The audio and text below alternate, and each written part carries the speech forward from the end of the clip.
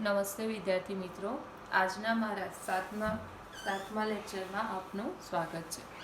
તો લેક્ચર 6માં આપણે hello alkane સંયોજનની બનાવટની વાત કરી હતી. હવે આપણે આજે હેલો આયરીન સંયોજનની બનાવટનો અભ્યાસ કરવાનો છે. તો હેલો આયરીન સંયોજનની જે બનાવટ છે એ આપણે બે રીતે કરવામાં આવે છે. તો પહેલી છે હાઇડ્રોકાર્બન સંયોજનોમાંથી ઇલેક્ટ્રોન અનુરાગી વિસ્થાપન દ્વારા આપણે હેલો આયરીન સંયોજનો બનાવવામાં આવે છે. તો આ જે આયરીન સંયોજનો છે એ આયરીન સંયોજનની આપણે અહીંયા ટોલ્યુઇન લઈએ છીએ.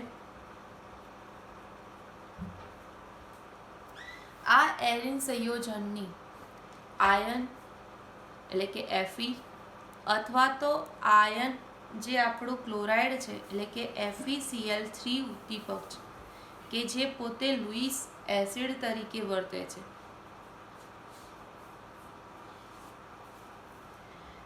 એને હેલોજનની હાજરીમાં જ્યારે પ્રક્રિયા કરવામાં આવે છે ત્યારે ઇલેક્ટ્રોન અનુરાગી વિસ્થાપન પ્રક્રિયા થાય છે. આપણે અહીંયા હેડિંગમાં જ આપ્યું છે કે ઇલેક્ટ્રોન અનુરાગી વિસ્થાપન પ્રક્રિયા થાય છે, એટલે કે ઇલેક્ટ્રોન પ્રત્યે પોતે શું કરે છે, અનુરાગ બતાવે છે. અને વિસ્થાપન પ્રક્રિયા થવાથી ઇલેક્ટ્રોન જોડે આકર્ષણ થવાથી અહીંયા હાઇડ્રોજનનું વિસ્થાપન થાય છે અને આપણને બે નિપજ બને છે, એક CH3X અને CH3X, એટલે કે ઓર્થો અને પેરા આ બે સ્થાનમાં આપણે હેલોજન જોડાય છે અને આપણને હેલોજનનું વિસ્થાપન થાય છે. આને આપણે પેરા સ્થાનમાં વિસ્થાપન થાય છે માટે પેરા હેલો ટોલ્યુઇન તરીકે ઓળખીશું. અહીંયા ઓર્થો સ્થાનમાં વિસ્થાપન થાય છે તો આપણે એને ઓર્થો હેલો ટોલ્યુઇનથી આપણે એને ઓળખવામાં આવે છે. અહીંયા તમને એવું થતું હશે કે મિથાઇલ છે તો મિથાઇલ પોતે કે ઓર્થો મેટા સ્થાનમાં કેમ ના જોડી શકે? તો આપણે ધોરણ 11માં ચેપ્ટર 13નો અભ્યાસ કર્યો છે કે જેમાં મિથાઇલ સમૂહ છે એ પોતે ઓર્થો પેરા નિર્દેશકની અસર બતાવે છે અને ઓર્થો પેરા નિર્દેશકની અસર દર્શાવતું હોવાના કારણે આપણે જ્યારે બીજા સમૂહનું વિસ્થાપન કરવામાં આવે છે ત્યારે પોતે ઓર્થો અને પેરા સ્થાનમાં જોડવામાં આવે છે. આમાં આપણે ઉદાહરણ જોઈએ કે જે ટોલ્યુઇન છે આ ટોલ્યુઇનની Cl2ની હાજરીમાં Fe અથવા તો FeCl3 ઉદ્દીપકની હાજરીમાં જ્યારે પ્રક્રિયા કરવામાં આવે છે ત્યારે આપણને CH3Cl પેરા સ્થાનમાં અને બીજું આપણને જોડાય છે CH3 ઓર્થો સ્થાનમાં Cl. તો આને કહેવામાં આવે છે પેરાક્લોરોટોલ્યુઇન અને આને કહેવામાં આવે છે ઓર્થોક્લોરોટોલ્યુઇન. આનું IUPAC નામકરણ જોવા જઈએ તો પહેલું, બીજું, ત્રીજું અને ચોથું તો 4-ક્લોરો મિથાઇલ બેન્ઝીન, કારણ કે મિથાઇલ સમૂહ જોડાયેલો છે બેન્ઝીન ઉપર. આનું નામકરણ કરવા જઈએ તો 2-ક્લોરો મિથાઇલ બેન્ઝીનથી આપણે એને ઓળખવામાં આવે છે.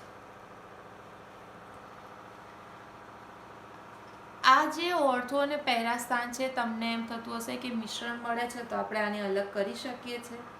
તો હા, અહીંયા આપણે એને અલગ કરી શકીએ છીએ કારણ કે ઓર્થો અને જે પેરા સમઘટકો છે આ બંનેના જે ગલન બિંદુ છે એ ગલન બિંદુનો જે તફાવત છે એ મોટો છે.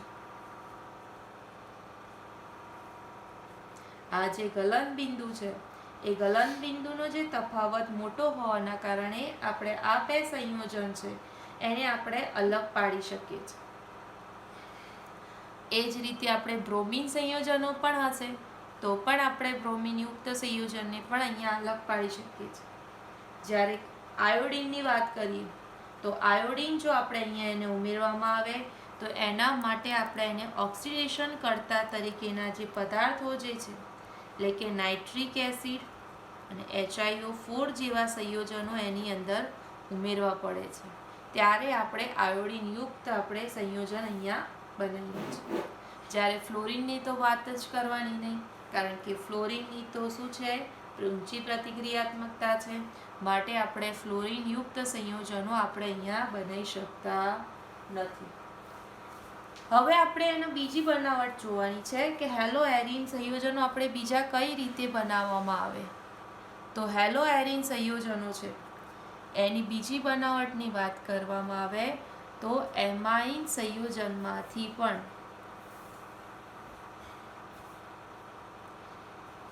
હેલો એરિન આપણે બનાવવામાં આવે છે, અને આ રિએક્શનને સેન્ડ મેયર રિએક્શન તરીકે પણ ઓળખવામાં આવે છે.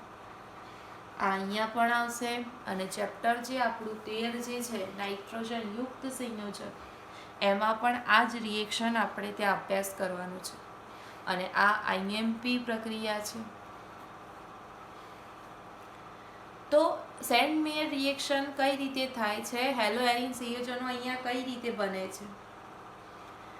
તો ઠંડા જે જલીય ખનિજ એસિડ, એટલે ખનિજ એસિડ એટલે આપણે હાઇડ્રોજન ક્લોરાઇડ હોય અથવા તો હાઇડ્રોજન આયોડાઇડ હોય, આ હાઇડ્રોજન ક્લોરાઇડ અથવા તો હાઇડ્રોજન આયોડાઇડની અંદર પ્રાથમિક એરોમેટિક એમાઇન, તમને એમ થતું હશે કે પ્રાથમિક એરોમેટિક એમાઇન કોને કહેવાય. તો એરોમેટિક એટલે આપણું બેન્ઝીન રિંગ, એમાઇન તો તમને ખબર છે, પણ પ્રાથમિક તો આપણે ખબર છે કે જ્યારે એમોનિયા લઈએ છીએ, એમોનિયાના એક હાઇડ્રોજનનું જ્યારે આપણે વિસ્થાપન કરીએ છીએ ત્યારે NH2 બને છે, જેને આપણે પ્રાથમિક એમાઇન તરીકે ઓળખવામાં આવે છે. જો બીજા હાઇડ્રોજનનું પણ વિસ્થાપન કરવામાં આવે તો આપણે એને દ્વિતીયક એમાઇન તરીકે ઓળખવામાં આવે, અને 3 હાઇડ્રોજનનું વિસ્થાપન થઈ જાય તો આપણે એને તૃતીયક એમાઇન તરીકે ઓળખવામાં આવે છે. એટલે અહીંયા NH2 આવે એને કહેવાય પ્રાથમિક એમાઇન, NH આવે તો એને દ્વિતીયક એમાઇન, અને એકલો N આવે તો એને આપણે તૃતીયક એમાઇનથી ઓળખવામાં આવે છે. તો આપણે આ જે રિએક્શન છે એમાં એવું કહેવામાં આવે છે કે જ્યારે ઠંડુ જે ખનિજ એસિડ છે એ ખનિજ એસિડની અંદર જ્યારે આપણે પ્રાથમિક એરોમેટિક એમાઇન જે છે એને ઓગાળવામાં આવે અને એની જ્યારે સોડિયમ નાઇટ્રાઇટ સાથે જ્યારે પ્રક્રિયા કરવામાં આવે છે ત્યારે આપણને ડાયઝોનિયમ ક્ષાર બને છે.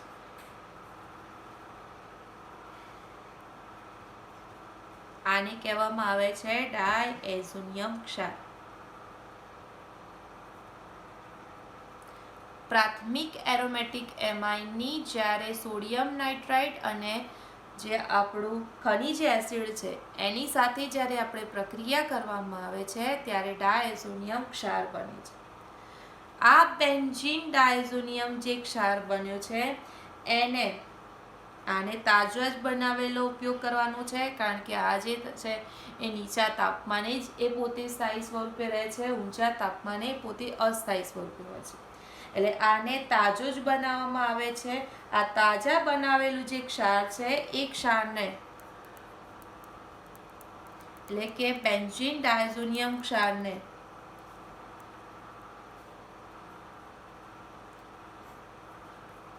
Cu2X2 ક્યુપ્રસ ક્લોરાઇડ અથવા તો ક્યુપ્રસ હેલાઇડ, આ ક્યુપ્રસ છે અહીંયા યાદ રાખજો, ક્યુપ્રસ અને ક્યુપ્રિક કોને કહેવાય, Cu+2 અને Cu+1. આ Cu+1 છે તો ક્યુપ્રસ, Cu2+ હોય તો આપણે ક્યુપ્રિક તરીકે ઓળખવામાં આવે છે. એટલે કે આ જે ડાયઝોનિયમ ક્ષાર છે આ ડાયઝોનિયમ ક્ષારને ક્યુપ્રસ હેલાઇડ સાથે જ્યારે આપણે પ્રક્રિયા કરવામાં આવે છે ત્યારે આપણને અહીંયા હેલોજન જોડાય છે. આ ડાયઝોનિયમ ક્ષારનું વિસ્થાપન થાય છે અને આપણે અહીંયા હેલોજન જોડવામાં આવે છે. સાથે આપણે અહીંયા નાઇટ્રોજન વાયુ પણ દૂર થાય છે. તો આ જે રિએક્શન છે જેને આપણે સેન્ડ મેયર પ્રક્રિયા તરીકે ઓળખવામાં આવે છે. તો અહીંયા આપણે ઉદાહરણ લઈએ કે જ્યાં બેન્ઝીન ડાયઝોનિયમ જે ક્ષાર છે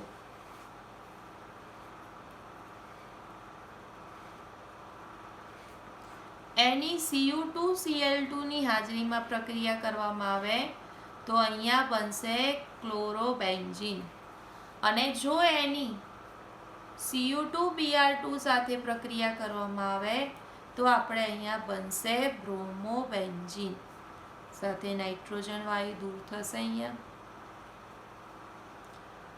જ્યારે આયોડિનની વાત કરીએ કે જ્યારે આપણે આયોડોબેન્ઝીન બનાવવું છે તો આયોડોબેન્ઝીન બનાવવા માટે ડાયઝોનિયમ ક્ષાર માટે ની ક્રુપ્રસ જેમ આપણે ક્લોરાઇડ અને બ્રોમાઇડની સાથે પ્રક્રિયા કરવામાં આવે છે એવી આપણે ક્યુપ્રસ આયોડાઇડની જરૂર પડતી નથી. એને સીધું જ આ જે આપણે બેન્ઝીન ડાયઝોનિયમ ક્ષાર છે એને સીધું જ પોટેશિયમ આયોડાઇડની હાજરીમાં જ્યારે આપણે પ્રક્રિયા કરવામાં આવે છે ત્યારે આપણને આયોડોબેન્ઝીન મળે છે. તો આ રીતે આપણે આયોડિન પણ અહીંયા જોડવામાં આવે છે, અને ક્લોરોબેન્ઝીન, બ્રોમોબેન્ઝીન અને આયોડોબેન્ઝીન આપણે અહીંયા બનાવી શકીએ છીએ. તો હેરી એરિન સંયોજન છે એની બનાવટ જે છે એ આપણે અહીંયા આ રીતે બનાવી શકીએ છીએ. તો આ બે રીતે આપણે પ્રક્રિયા અહીંયા બનાવવામાં આવે છે.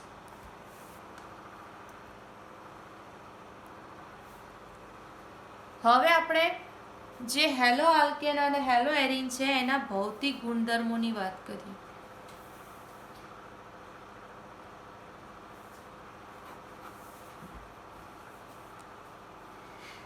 તો આલ્કાઇલ હેલાઇડ જે સંયોજનો છે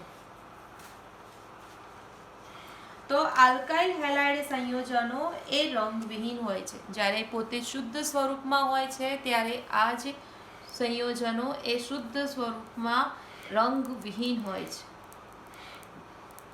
પરંતુ આલ્કાઇલ જ્યારે ક્લોરાઇડ હોય તો એ પોતે રંગવિહીન છે.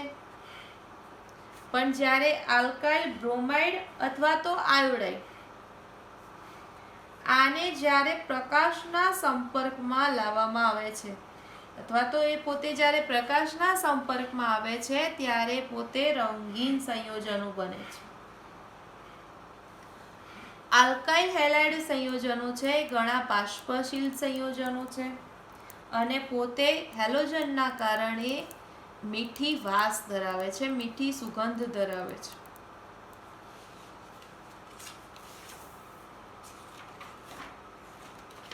આના ગલન બિંદુ અને ઉત્કલન બિંદુની આપણે જો ચર્ચા કરીએ અહીંયા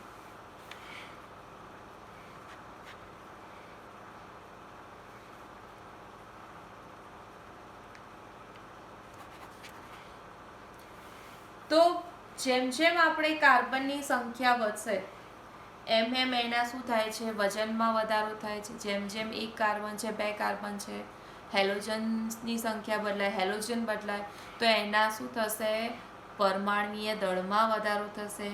અને પરમાણ્વીય જેમ દળ વધે છે એમ એમ એના ઉત્કલન બિંદુમાં પણ શું થાય છે, વધારો થાય છે. એટલે કે જેમ જેમ આપણે એના કાર્બનની સંખ્યા વધે તો કાર્બનની સંખ્યા વધવાથી પણ એના આણ્વીય દળમાં વધારો થાય છે, અને આણ્વીય દળ વધે તો એના ઉત્કલન બિંદુમાં પણ શું થાય છે, વધારો થાય છે. આણ્વીય દળ ન વધે, સમાન કાર્બન છે પરંતુ જો એની સાથે હેલોજન છે એ હેલોજનનું પણ બદલાય કે ફ્લોરિન છે, ક્લોરિન છે, બ્રોમિન છે, એમ આપણે જ્યારે બદલવામાં આવે છે તો ક્લોરિન બ્રોમાઇડ જે સંયોજનો છે એના ઉત્કલન બિંદુમાં પણ આપણે એનો વધારો જોઈ શકીએ છીએ. આ જે કાર્બનિક યુક્ત જે સંયોજનો છે એ આપણને ખબર છે કે પોતે એ ધ્રુવીય સંયોજનો છે, અને આ ધ્રુવીય સંયોજનો હોવાના કારણે આ જે વધુ ધ્રુવીયતા બતાવે છે.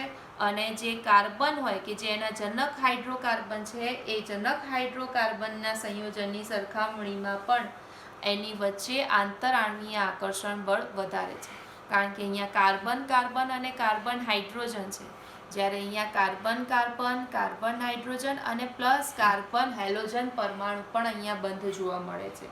અને આ બંને પોતે વધારે ધ્રુવીયતા જોવા મળે છે, માટે આ જે સંયોજનો છે એ પોતે એની આંતરાણુય જે આકર્ષણ બળ છે એ પણ આપણને અહીંયા પ્રબળ જોવા મળે છે. એટલે કે અણુઓનું કદ વધે અથવા તો ઇલેક્ટ્રોનની સંખ્યા વધે, જેના કારણે એના આકર્ષણ બળમાં વધારો થાય છે. અથવા તો હેલોજન જુદા જુદા હોય તો જુદા જુદા હેલોજન પરમાણુના કારણે પણ એના કદમાં શું થાય છે? વધારો થાય છે. કદ વધે છે એમ એના ઉત્કલન બિંદુમાં પણ અહીંયા આપણને વધારો થાય છે. એટલે કે સમાન આલ્કાઇલ સમૂહ ધરાવતા હોય અને એના આલ્કાઇલ હેલાઇડ અલગ અલગ જોડાયેલા હોય. આલ્કાઇલ કેવા છે? સમાન છે, બધા આર જ છે, પણ એની જ્યારે આયોડાઇડ જોડાયેલો હોય, બ્રોમિન જોડાયેલો હોય, ક્લોરીન જોડાયેલો હોય અને જ્યારે એમ કે ફ્લોરીન જોડાયેલો હોય, તો જ્યારે આ રીતે જોડાયેલા હોય તો એના ઉત્કલન બિંદુનો જે ઘટાડો જે છે એ આપણને આયોડાઇડ જોવા મળશે. કારણ કે ફ્લોરીન એ કેન્દ્રની નજીક છે, માટે આ જે આરએફ બનશે એનું ઉત્કલન બિંદુ કેવું જોવા મળશે? આપણને વધારે જોવા મળશે. અને આ જે સંયોજનોનો ક્રમ, ઉત્કલન બિંદુના જે ઘટાડાનો ક્રમ છે એ આપણને આ રીતે જોવા મળે છે. બીજું કે હેલોજન પરમાણુનો કદ વધે છે, દળ પણ વધે છે, માટે વાન ડર વાલ્સ આકર્ષણ બળમાં શું થાય છે? વધારો થાય છે. અને આ રીતે એના ગલન બિંદુ અને ઉત્કલન બિંદુમાં પણ વધારો થાય છે.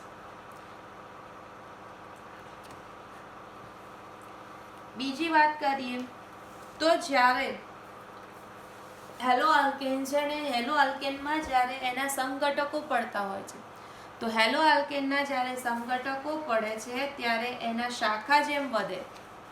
આપણે ખબર છે કે જેમ જેમ સળંગ ચેન કાર્બનની હોય છે એમ સંપર્ક સપાટીનું ક્ષેત્રફળ વધે છે.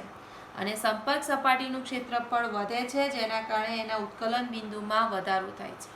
પણ જેમ જેમ શાખાઓ વધે છે એમ શાખાઓ વધવાના સાથે સાથે એની સંપર્ક સપાટી જે છે એ સંપર્ક સપાટીના ક્ષેત્રમાં શું થાય છે? ઘટાડો થાય છે. અને ઘટાડો થવાના કારણે એના ઉત્કલન બિંદુમાં પણ ઘટાડો જોવા મળે છે. જેમ કે આપણે ઉદાહરણ જોઈએ કે CH3 CH2 CH2 CH2 Br, તો આ બ્યુટાઇલ બ્રોમાઇડ છે. આ એક એનો સમઘટક છે કે જે નોર્મલ બ્યુટેન છે. બીજું આપણે છે કે CH3 CH2 CH Br CH3, તો અહીંયા એક શાખા જોડાયેલી છે. એનું ત્રીજું ઉદાહરણ છે કે CH3 CH3 C Br CH3, તો અહીંયા બે શાખાઓ પડે છે. તો અહીંયા તમે જોશો તો સળંગ ચેનમાં 5, અહીંયા કેટલી છે? 4 છે. અહીંયા કેટલા છે? 3 છે. એટલે કે ઉપરથી આમ તમે નીચેના સમીકરણોમાં જોશો તો એનું અંતર ઘટે છે. એટલે કે સંપર્ક સપાટી ઘટે છે. અને સંપર્ક સપાટી ઘટે છે જેના કારણે એના ઉત્કલન બિંદુમાં પણ ઘટાડો જોવા મળે છે. આગળ આપણે વાત કરી કે જ્યારે સમઘટકીય ડાયહેલોજન સંયોજનો હોય છે, એટલે કે ઓર્થો નિર્દેશક હોય, પેરા નિર્દેશક હોય, મેટા નિર્દેશક હોય. ઓર્થો સ્થાન ઉપર સેમ જોડાયેલા હોય, મેટા સ્થાન ઉપર આપણને સેમ જોડાયેલા હોય અને પેરા સ્થાન ઉપર આપણને જ્યારે સમઘટકો જોડાયેલા હોય. એટલે કે ડાયહેલોબેન્ઝીન જ્યારે આપણે જોડાયેલા છે તો આ બંનેના ઉત્કલન બિંદુ કેવા છે? લગભગ સમાન છે. તેમ છતાં એવું કહેવામાં આવે છે કે આ જે પેરા જે સમઘટક છે એનું ગલન બિંદુ એ ઓર્થો અને આ મેટા જે સમઘટક છે એના કરતાં આનું ગલન બિંદુ ઊંચું છે. તો આવું કેમ થાય છે? તો આ જે પેરા સમઘટક છે એ પેરા સમઘટક એ પોતે સમમિતીય બતાવે છે. એટલે સમમિતીય બતાવે છે એટલે કે એની જે ત્રિપરિમાણ છે, ત્રિપરિમાણમાં એની જે સ્ફટિક લેટીસ છે એ પોતે સારી રીતે ગોઠવાયેલો છે. કોની સાપેક્ષે? તો આ ઓર્થો અને મેટા જે સમઘટક છે એની સાપેક્ષે અહીંયા જે પેરા સમઘટક છે એની સમમિતિ સારી રીતે ગોઠવાયેલી છે. પરિણામે એમ કે આ જે પેરા સમઘટક છે, પેરા સમઘટકનું જે ગલન બિંદુ છે એ ઓર્થો અને મેટા સ્થાનની સાપેક્ષે ઊંચું જોવા મળે છે. આ જે ગલન બિંદુ છે એ આપણે ડાહેલો સંયોજન છે એની વાત કરવામાં આવે છે. હવે આપણે એના ઘનતા છે કે એનો બીજો ભૌતિક ગુણધર્મ છે એની ઘનતા.